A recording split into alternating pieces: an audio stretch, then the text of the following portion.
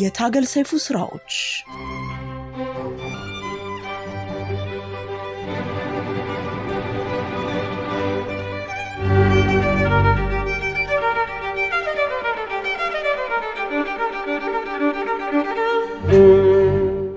ይህ በጦር እንጂ በመጦር አላምንም ብሎ ወላጆቹን በአሰቃቂ ሁኔታ የገደለው ወጣት ታሪክ የሚገኘው ታገል ሰይፉ ዝንቡላና ካሮት በሚል ርዕስ በ2016 ዓ.ም ካሳተመው አራተኛው ልቦለድ መጽሐፉ ነው።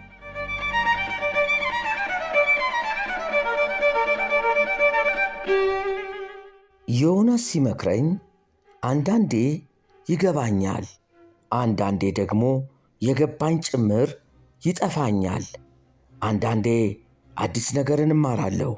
ለምሳሌ መስሪያ ቤቱ ውስጥ ቸኩሎ ረጋ በል የሚል ስለሚበዛ የቱንም ያክል የከበደ ሐቅ ቢኖረኝ ጮክ ብዬ ከማውራት እንድቆጠብ ይመክረኛል። ከሁሉም በላይ አጥብቄ ልጠነቀቅ የሚገባኝ ግን ረጋ ብሎ ፈጠን በል ከሚሉ አደገኛ ሰዎች እንደሆነ ነግሮኛል። ለምን እንደሆነ አላውቅም። እነኚህን ከመሰሉ አደገኛ ሰዎች አንዱ ጋሽ ኩላምባው ይመስሉኛል። ጋሽ ኩላምባው ጉንፋን ሲይዛቸው በአንድ ጊዜ የ3 በጎችን ድምፅ የማውጣት አቅም አላቸው። ጤነኛ በሆኑ ቀን ደግሞ የእግዚአብሔር በጎችን አስበርግጉ የሚበትን አስፈሪ ትረካ አያጡም። አንድ ቀን እንደ ልማዳቸው የፖሊስና እርምጃው ጋዜጣን ይዘውልን መጡ። ከዚያም ከፊት ገጹ ላይ በጉልህ የተጻፈ አንድ ዜና አነበቡልን።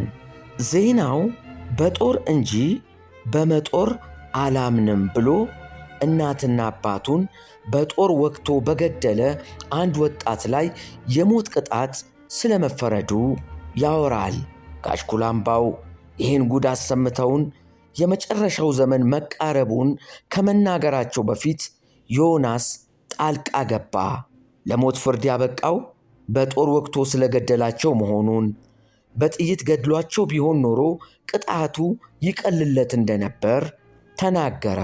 እማማ ጌጤ የዚህ ሀገር ሕግ ለከተማ ሰው ያደላል፣ የገጠር ሰው ከየት አግኝቶ ነው በጥይት የሚገለው አሉ። እማማ ጌጤ በከተማ ሰዎች መሰሪነት ሲመሰጡ ምን የመሰለ ሐዘንና ለቅሶ አመለጣቸው። ብርተ ሰላም እንደተለመደው ፊቷ በፈገግታ እንደተሸፈነ ደረቷን ደቃች። ምስኪን ወላጆች፣ ምስኪን ምስኪን እያለች ሌሎቹ አለቀሱ። ጋሽ ኩላምባውም እንባቸውን በመሐረባቸው እየጠራረጉ የመጨረሻው ዘመን መቃረቡን ሲነግሩን እውነት ነው ያላለ አልነበረም። እውነት ነው፣ እኔና ዮናስ አላለቀስንም። ነገር ግን በልጁ ጭካኔ በጣም ነበር ያዘንነው። በተለይ ዮናስ በዕድሜ ሙሉ እንደዚህ ያለ ጭካኔ አይቼም ሰምቼም አላውቅም ብሎ ተንገሸገሸ። ከሐዘናችን ተመስጦ ባነን የተበታተንነው የአቶ ውባሌ ነጭ ቪየት መኪና ወደ ግቢያችን ስትዘልቅ ነው። አቶ ውባሌ ድንገተኛው መበታተናችን ያሳሰባቸው ይመስላል። እያንዳንዱን ሠራተኛ እያስጠሩ ውስጡን ስለሚንተከተከው ነገር ጠየቁ። ምንም የተንተከተከ ነገር እንደሌለ ተነገራቸው። ያን ቀን ጋሽ ኩላምባውንም አስጠርተዋቸዋል። እናትና አባቱን በጦር ስለገደለው ወጣት ሳይነግሯቸው አልቀረም። በሻይ ሰዓት ጋሽ ውባሌ ክበባችን ድረስ መጡና አንድ የሚያስቅ ነገር ልንገራችሁ አሉን። ከዚያም በሳቅ እየተንከተከቱ አንድ ወጣት በጦር እንጂ በመጦር አላምንም ብሎ ወላጆቹን በጦር ወግቶ እንደገደላቸው ነገሩን። ቀደም ይሄን አሰቃቂ ዜና ሰምተው ሲያለቅሱ የነበሩት ሁሉ ጦሽ ብለው መሳቅ ጀመሩ። እኔ ብዥ አለብኝ። የዮናስንም የጋሽ ኩላምባውንም የሌሎቹንም ጦሽ ያለ ሳቅ ስመለከት ብዥ አለብኝ። አቶ ባሌም አብረዋቸው እየሳቁ ከቆዩ በኋላ ወደ ቢሮአቸው ተመለሱ። እኔም ወደ አሸርጋጆቻቸው ዞር ብዬ ቅድም ይህንን አሰቃቂ ዜና ሰምታችሁ ስታለቅሱ ነበር አልኳቸው። ነበር አሉኝ በአንድ ድምፅ። አሁን ግን ያው ዜና ሲያስቃችሁ ተመለከትኩ። ልክ ነው፣ ይህ እንዴት ልክ ሊሆን ይችላል ስላቸው እንደገና ከት ብለው ሳቁ። በሳቃቸው መሃል ዮናስ ትከሻዬን እንደ ማቀፍ አድርጎ አየህ ዝንቡ፣ ነገሩ የቱንም ያህል ቢያሳዝን እርሳቸው ያስቃል እስካሉ ድረስ ጦሽ ብለን መሳቅ ይኖርብናል። ይሄ ብስለት ነው አለኝ።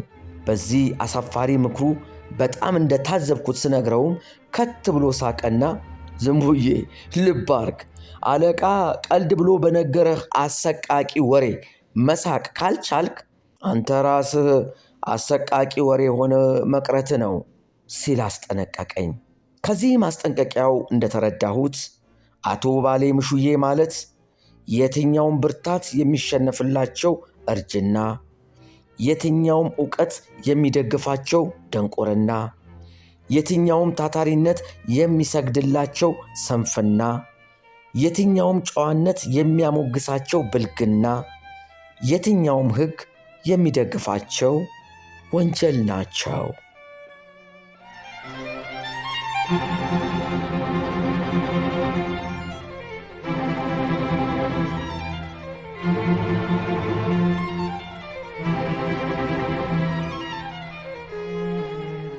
በሚቀጥለው የታገል ሰይፉ ስራዎች ከዝንቡላና ካሮት የተቀነጨበ ሌላ ታሪክ ይዘንላችሁ እንቀርባለን።